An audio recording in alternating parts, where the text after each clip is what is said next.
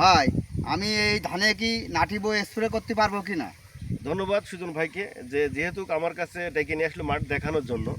আমি এই জমিটা দেখানোর জন্য যে আমি ভাই আপনার জমিটা দেখে যান, আমার জমিটা দেখে যান, দেখার পরে আমার এই জমিতে স্প্রে করতে পারবো কিনা।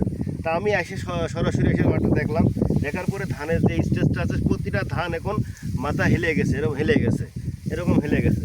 এখন যখন ধানের মাথার বাল হেলে যায় তখন আমরা ওই স্টেজে আমরা নাটিবো স্প্রে করতে পারবো। কারণ এই স্প্রে করার একটাই উদ্দেশ্য হলো আমার এই বাইলটা যেন চকচকে হয়, পরিপুষ্ট দানা হয়, দানার কোয়ালিটি যেন ভালো হয় এবং গাছটা যেন সবুজ সতেজ থাকে এবং পাতাটা যেন সবুজ এবং খাড়া থাকে।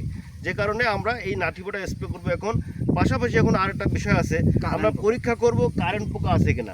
এই জন্য এরকম ফাঁক করে জমিতে আমরা ট্রাই করে দেখবো যে এই জমিতে কারেন্ট পোকা আছে কিনা। এই জমিতে কারেন্ট পোকা নাই, যদি এই কারেন্ট পোকা থাকে অথবা কারেন্ট পোকা লাগতে পারে সেই অনুপাতে নাটিবোর সাথে আমরা কারেন্ট পোকার ওষুধ স্প্রে করবো।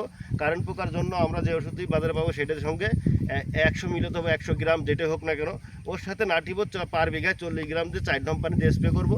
তাহলে আমরা জমির ধানও ভালো হবে, বাজারে নিয়ে গেলে কালার কোয়ালিটি ভালো হবে, বিচেলিটাও ভালো হবে এবং এই ধান আমার পার বিঘায় 5 মণ হলেও বেশি হবে। ধন্যবাদ জানাচ্ছি। আসসালামু আলাইকুম।